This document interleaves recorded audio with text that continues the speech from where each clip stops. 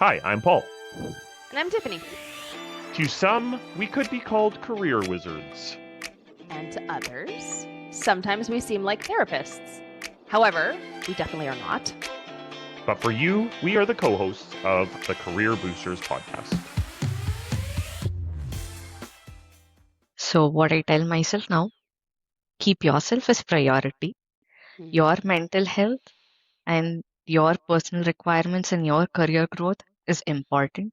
Everyone else around you, yes, they do matter, but first care for yourself before you care for others.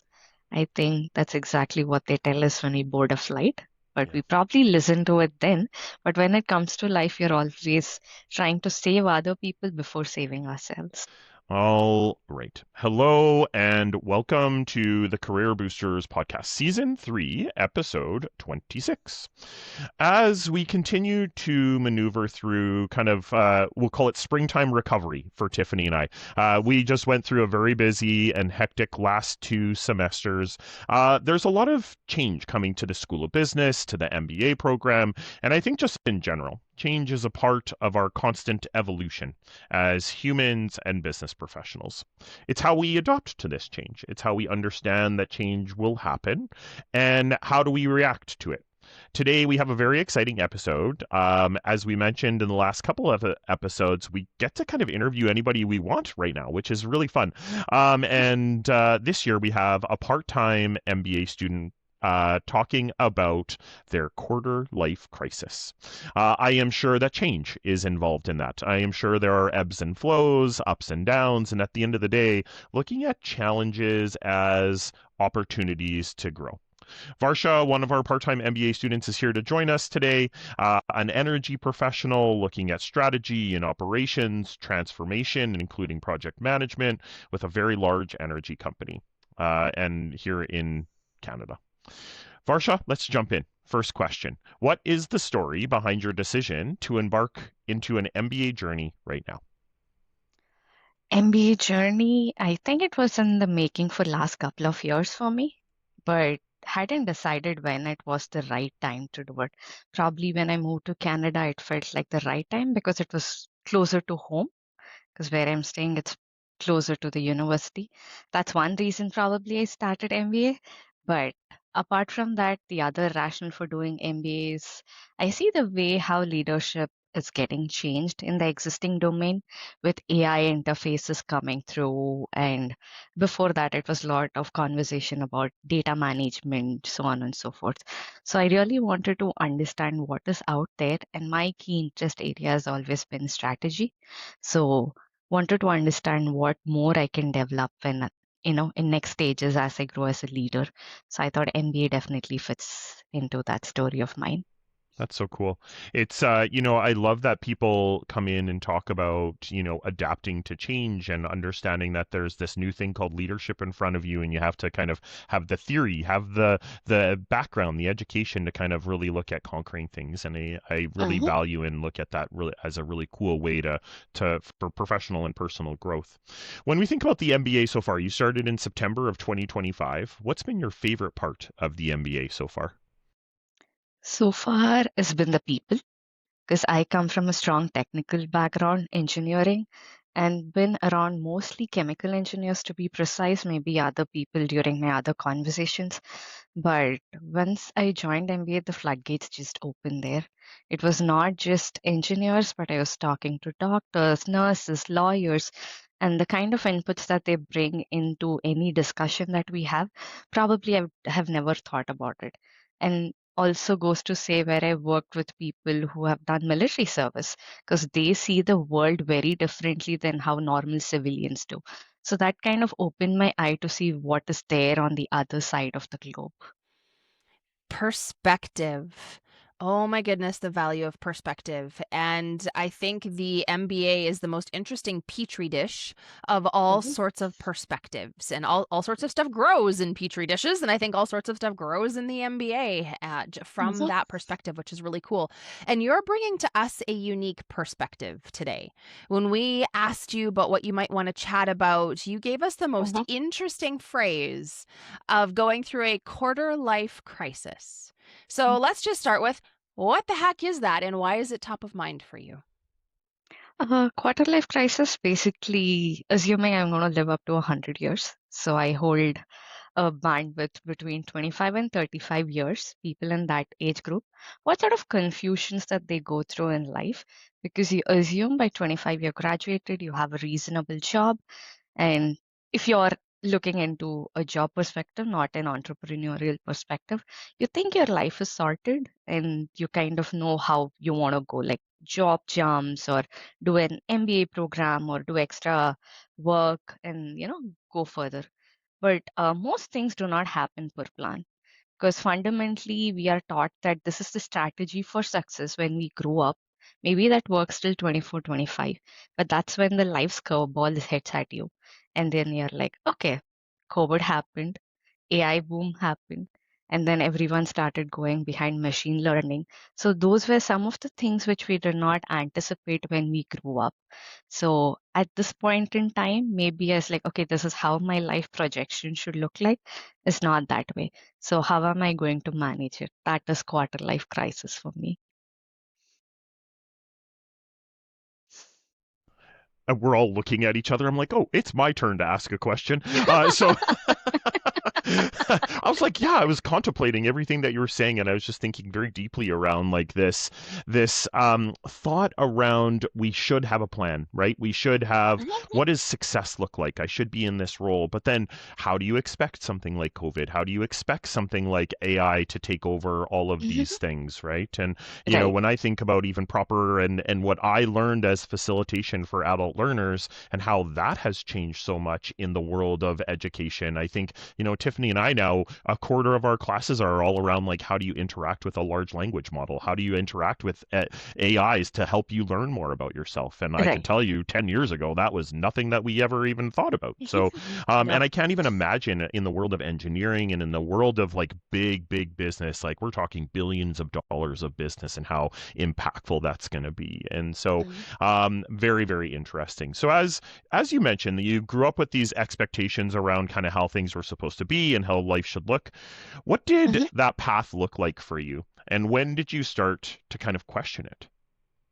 So the path ideally look like study well, get good grades, have good balance of education as well as your extracurricular activities. Make sure you have some level of visibility. And also it boils down to the point that there are certain boundaries and limits within the societal expectations, and you're not expected to cross that quite a ton. So so when you are within that limits, you feel that at 25, if I follow these expected regulations or system. I wouldn't call it regulations. What is expected of you? You would probably be, genuinely settled in life. Find your right partner, be married. Probably by 30, you have your own house. You have some level of a potential to become like a manager, senior manager. So that's kind of set in stone. So that's the expectation with which I was grown. Yeah. The plan was to go on that path. Yeah. Hmm. And where on your path did you start to question that? I would say it happened with a couple of my role changes that happened here. So then I realized it was always not the linear path expectations that we have in life. So you take different paths, you learn different things. It's always not about the title that you have, and it's also about what you learn from it. So probably you might have a lesser role, but you might end up learning a ton. And you might have had different friends group when you were socializing and making some of these ideas, but when you move, your friends also move along, you meet new people. So because it's this constant change, you have to recalibrate yourself on how you want. Because in my formative years, I would say it was a ton of shaping of the requirements that come from family and every near and dear ones.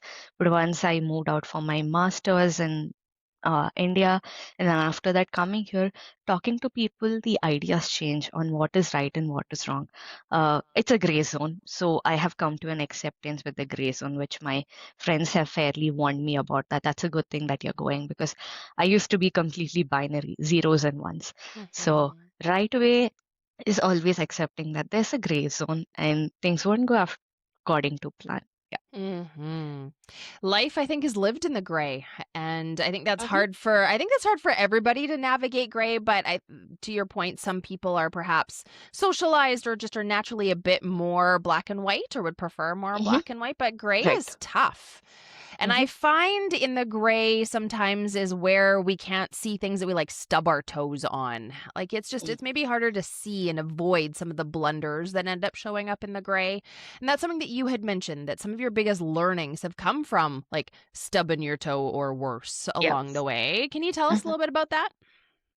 So for me, it has been being perfect, being a perfectionist, not having any mistakes, both personally and professionally. But then I realized that if I don't make those mistakes, I'm not going to learn.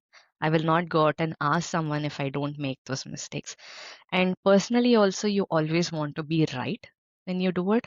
But in reality, that won't happen. Probably, I would say some level of ego too, that I am the right person in the room. It's always not the case. So being able to be flexible, because probably someone younger than you has much better idea how to get things done.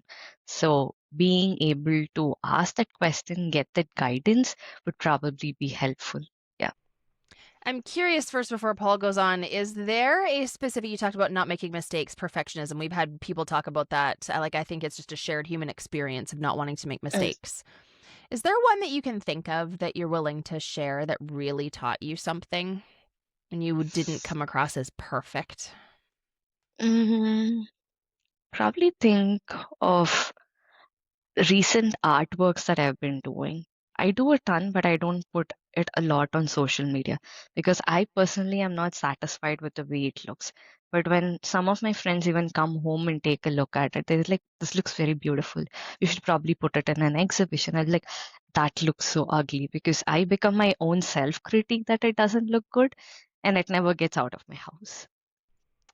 That's, what a beautiful way to experience kind of a setback. And I say that kind of tongue in cheek a little bit because I think we are our own worst critics, right? It's Hmm. I even think of myself. We host podcasts and I was literally staring at the screen. I'm like, "Oh, what? Right, it's my turn to talk." And I'm like, "Oh boy, that's a mistake."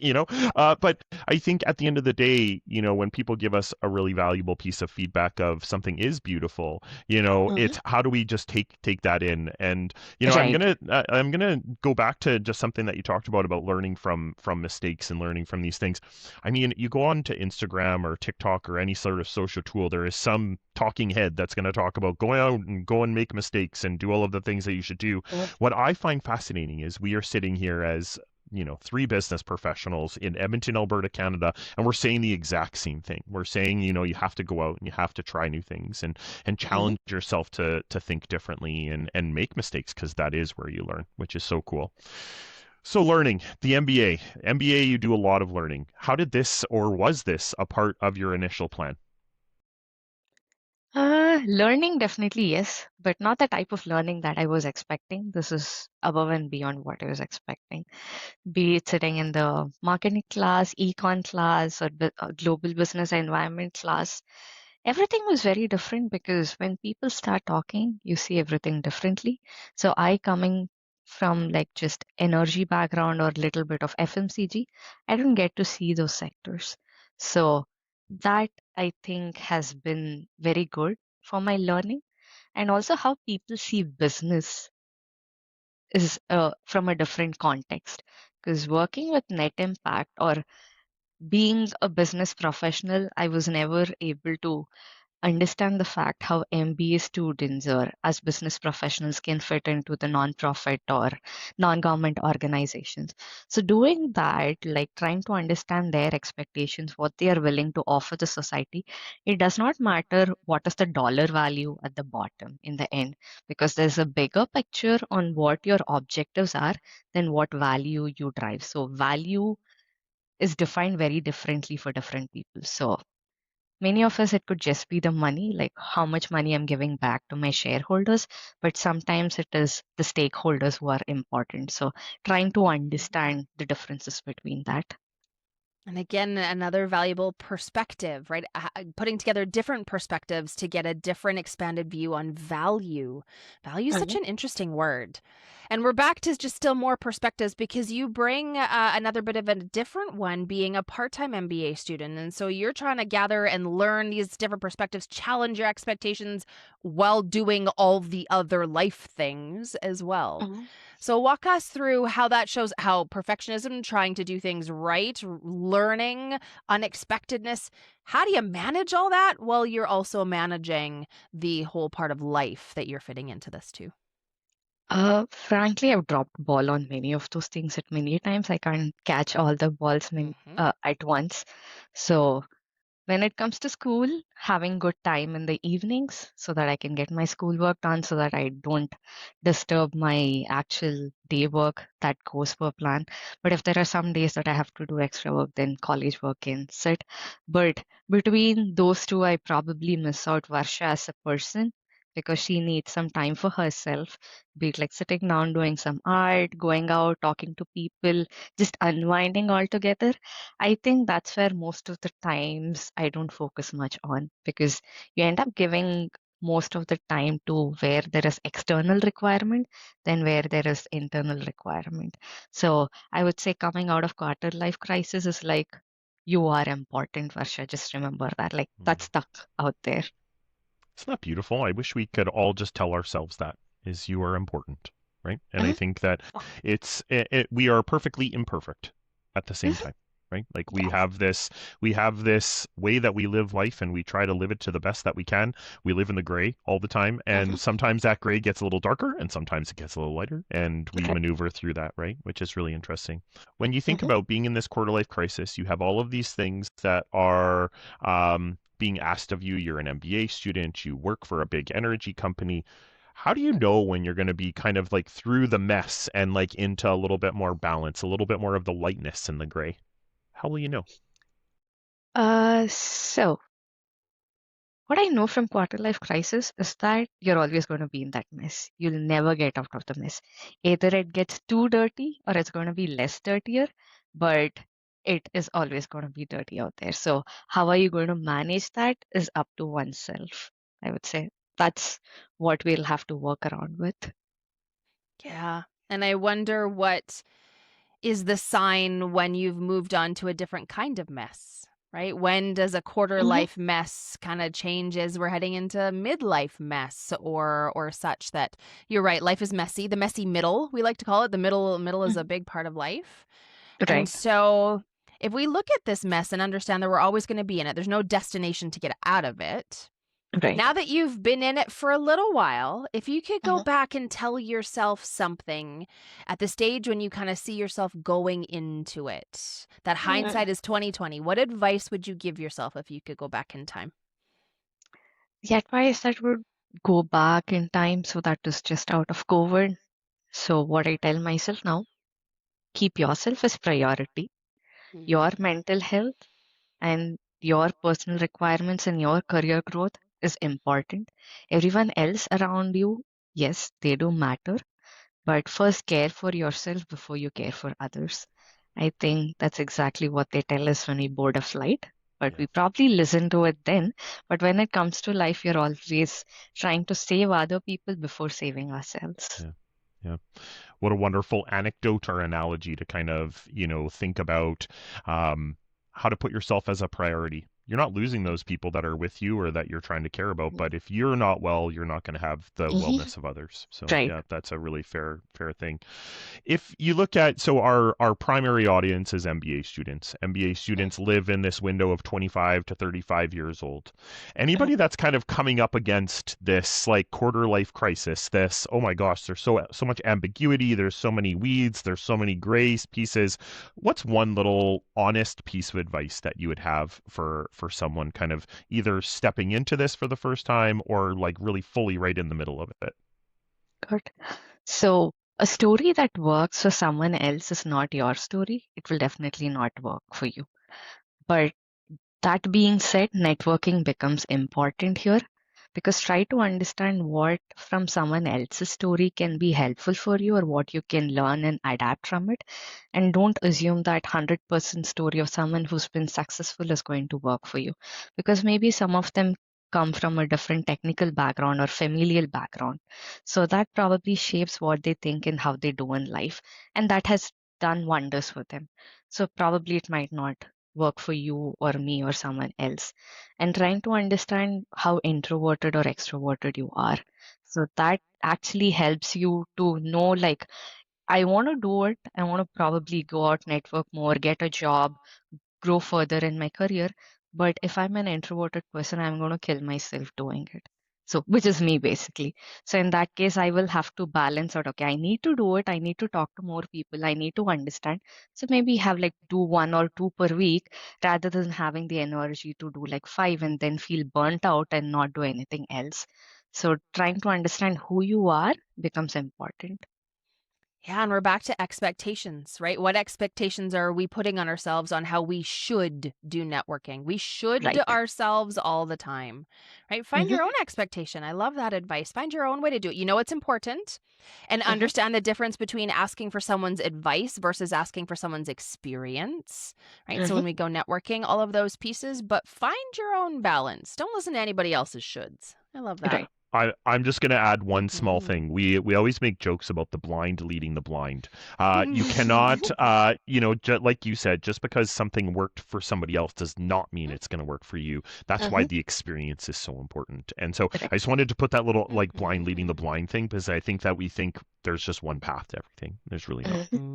Not at all. So I would love to continue to dig into this quarter life crisis, but we do have a time limit. And so I think it's time to move on to a lightning round. Are you ready? Yes. Awesome. 3 quick questions, 3 gut answers. So the Mhm. first one, what is it about your career story that has given you the biggest boost? My interest of wanting to run more numbers has given me better career boost. Cool. What do you wish you'd learned sooner? Wish I'd learned sooner.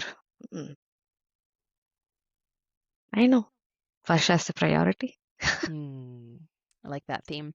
And service is so important to Paul and I. We love kind of ending on this note of hearing how service is going to show up for you in the coming week.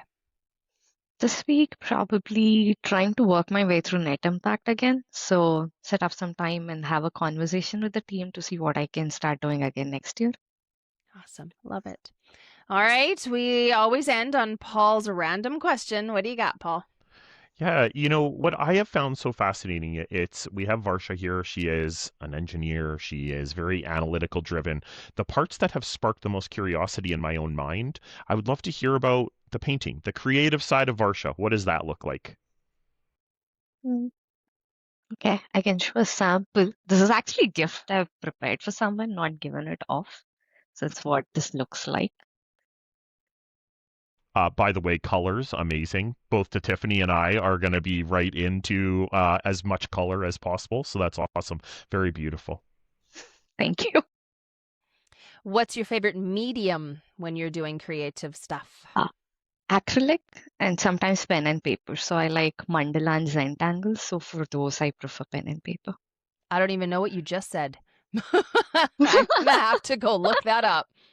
Cool. So maybe I have a sample, but this one is an embroidered one. It's my design that I embroidered on. Oh, But this yeah. one, I would usually do it on pen and paper. Oh, very cool. Got it. Love it. And again, color. Yeah, you'll pull both Paul and I in with color.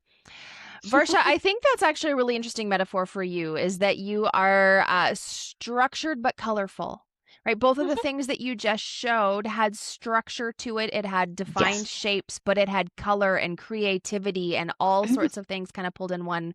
And really, that's what I have seen and heard from you today is creative structure and your ability to take that creative structure and now figure out how to swim in the gray.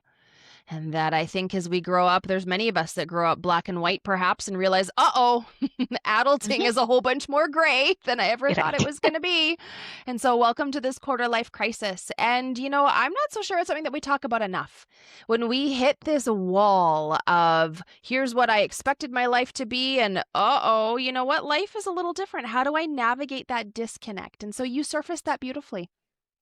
You surfaced the realities, the honesties within it, and you did it with both structure and creativity.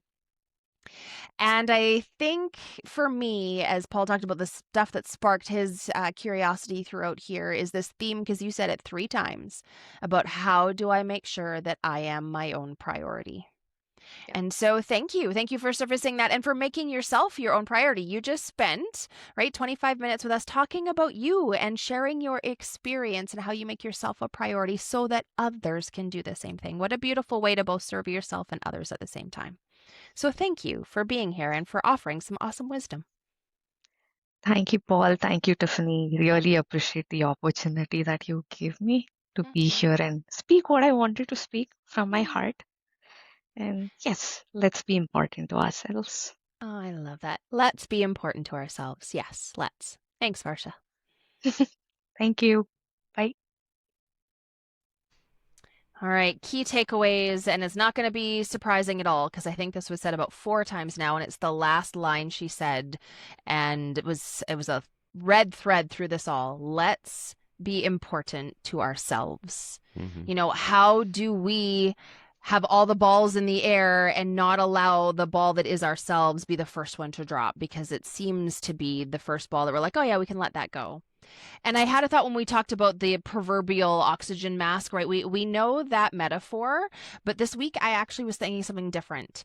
And so we know to put it on. Do we? Okay, fine. But the metaphor we know. But what happens when the mask is on and life tries to take it off of us? And I was thinking about that the other day, that it can take actually something a bit extra to go, oh no, hang on, and take it back from life and like put it back on. Because sometimes it's not us that takes it off. Sometimes it's stuff we can't control. So what happens if we are important to ourselves? Yeah, that's so great. Cool stuff. You know, as I was sitting here listening to you, I feel there are 2 things that for me really stood out, and most things don't happen like they're supposed to. I think we have this grandiose plan of we're going to do this, we're going to do this, and then great success will come our way. First of all, what's your own definition of success? Because mine and yours are probably different. And then 2, how do we recalibrate to like focus on the change and focus on what new levels of success are going to look like? The second thing that really stood out to me, though, was like we talked a lot about the gray and living in this gray area, but Varsha adds color to the gray. How can we add color to the gray? I think that, you know, Tiffany, you try to add color through your hair and through your personality and all of the things. I try to add color through humor and through my shoes and all of these kinds of things. But like we are trying to add color to this gray world that we're kind of in, and it can be very challenging at times, but I think we need more color. So. Yeah. So important. So go be colorful. Yeah, and be important to ourselves. Yeah. Awesome. We don't know what's coming next week. Again, continues to remain a surprise. So it'll be a surprise for us and you, but we will see you next week. Take care. Thanks for tuning in to the Career Boosters podcast. We hope you had a blast. Yeah, we know that's corny. Catch you next time, and remember to subscribe wherever you enjoy podcasts.